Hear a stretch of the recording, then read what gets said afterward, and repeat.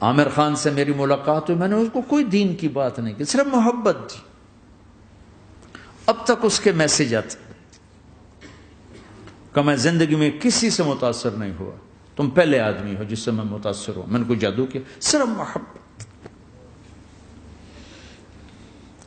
لوگوں کو محبت دو، قریب ہوں. میں جب گیا بڑی مشکل سے اللہ نے، ملاقات کا کوئی راستہ ہی نہیں تھا، وہ مجھے نہیں جانتا تھا، میں اسے نہیں جانتا تھا، تو کوئی موقع نہیں مل رہا تھا ملاقات کا. تو اللہ نے شاہد آفریدی کو بھیج دیا. شاہد آفریدی اس کی دوستی تھی، ہمارا جو کرکٹر ہے. میں نے اس سے فون پر کہا یار میری ملاقات تو کرا. اس نے ملاقات کروائی.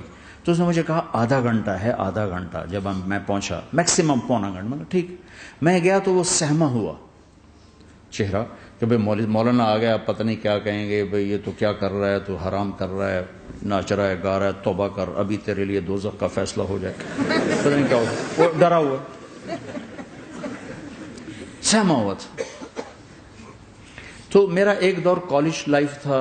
میرے اللہ نے مجھے ہدایت دی اور میں 3 دن کے لیے میں اس دوست کو، اس کی نسلوں کو دعائیں دیتا ہوں جو مجھے زبردستی پکڑ کے لے گیا. نہ میرا تبلیغ سے کوئی تعلق، نہ واسطہ، نہ میں کوئی ان سے متاثر. ایک لڑکا تھا، بنگالی تھا، گشت کرتا تھا، لیکن میں اس سے ذرا متاثر نہیں ہوا. میرا دوست متاثر ہو گیا تھا، تو میں تو ان کے قریب سے نہیں گزرتا تھا. تو وہ اور میں اسکول میں اکٹھے آ رہے تھے، کالج میں اکٹھے آ رہے تھے. تو وہ متاثر ہوا، وہ 3 دن کے لیے جا رہا تھا، تو مجھے بتائے بغیر میرا ہاتھ پکڑ کے لے گیا. مجھے کام ہے، چلو میرے ساتھ. اور میں اس کو انکار نہیں کر سکتا تھا، یہ میرا اس کا تعلق تھا. اب بھی اسی طرح بھائیوں جیسا تعلق. میں اس کا احسان ماں، مجھے زبردستی لے گیا. ہمارے پنجابی کی مثال ہے، کبے نو لت لگی وہ سیدھا ہو گیا. وہ جو ہوتا ہے ہنچ بیک ہوتا ہے نا، اس کو کسی نے لات ماری تو وہ سیدھا ہو گیا. مہربانی بھائی تیری لات سے میں سیدھا ہو گیا. تو مجھے تو وہ کبے والی لت پہ گئی. تو اللہ نے مجھے اس طرف لگا دیا. اور جب میری کالج لائف، میں نے کالج کا بہترین سنگر تھا، اسکول کا بہترین، یہ جنید جمشید کیا ہے جو اس زمانے میں یہ سارا کو اٹھایا میں نے سارا کیا ہے. تو اب وہ بیچارہ ایسے بیٹھا ہوا. تو میں نے اس سے بیٹھتے ہی فلموں کی باتیں شروع کر دی. اور تھوڑی دیر بعد میں نے محسوس کیا کہ فرام 60 to 72 جو فلم انڈسٹری کو جتنا میں جانتا تھا اتنا وہ نہیں جانتا تھا. تو اس کے اوپر میرے علم کا روپ پڑ گیا. اس کی لائن کا علم تھا نا. تو حیران پریشان، یہ واز تو ہو نہیں رہا. تو کبھی دلیپ کمار کی باتیں شروع ہو گئیں، کبھی راج کپور کی شروع ہو گئی، اور کبھی محبوب صاحب شروع ہو گئے، کبھی مدن موہن شروع ہو گئے. وہ آدھا گھنٹہ تو یوں ہی گزر گیا. تو آدھے گھنٹے کے بعد میں نے کہا جی ہمارا تو ٹائم اوور کا نہیں، اٹھیں چلے ادھر چل کے بیٹھتے. وہ کھانے کی ٹیبل پر تھے تو وہاں جا کے بیٹھ گئے. پھر وہی باتیں شروع ہو گئی. جب اس کا سارا خوف دور ہو گیا اور ریلیکس ہو گیا، اس میں پونے گھنٹے سے 50 منٹ گزر گئے تھے. تو پھر میں نے کہا عامر بھائی آپ حج پہ آئے ہیں، اگر آپ اجازت دیں تو آپ کو اپنے نبی کا حج سنو. کہنے لگے ہاں جی ضرور سنائی. پھر میں 1.25 گھنٹہ بولتا رہا اور وہ ایسے کر کے یہاں سے وہ یوں نہیں ہوا.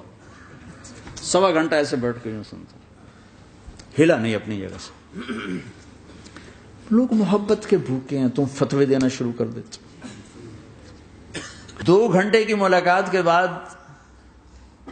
جب ہم نکلے تو نیچے تک چھوڑنے آیا عامر خان. حج کے بعد میں نے کہا ایک ملاقات اور ہو جائے گا، ضرور ہوگی.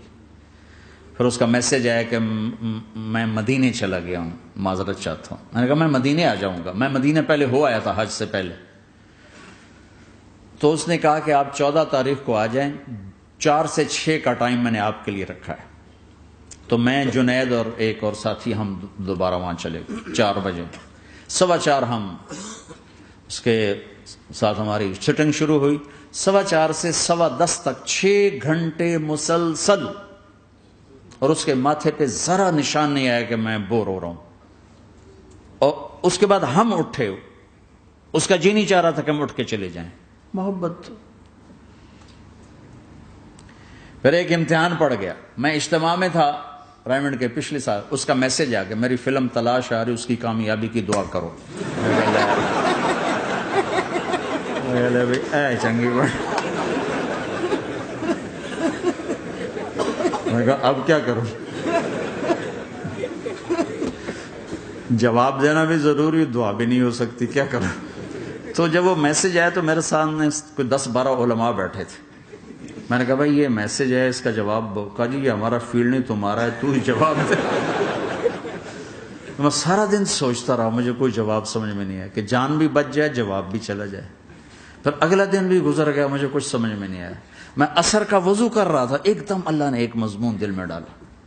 تو میں نے فوراً بیٹھ کے اس کو میسج کیا کہ عامر بھائی، جو کریٹو ہوتا ہے نا ذہن، یہ اللہ کسی کسی کو دیتا ہے. تخلیقی ذہن یہ اللہ تعالیٰ کسی کسی کو دیتا ہے، ہر ایک کو نہیں دیتا.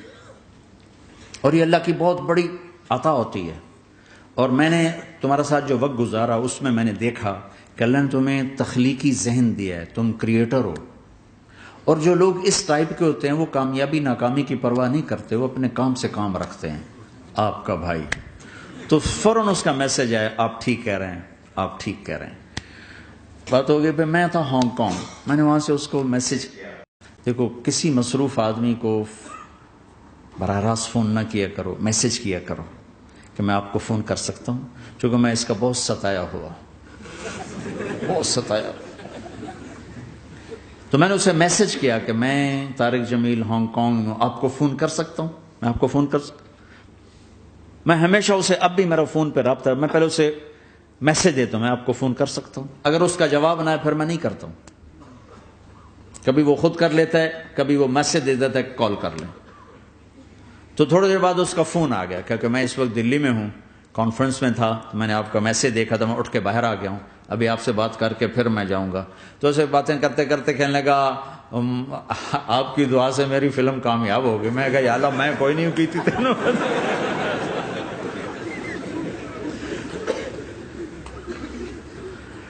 بھائیو محبتیں بانٹو، نفرتیں تو پہلے ہی بہت پھیل چکی. نشہ پلا کے گرانا تو سب کو آتا ہے، مزہ تو تب ہے کہ گرتے کو تھام لے ساتھ.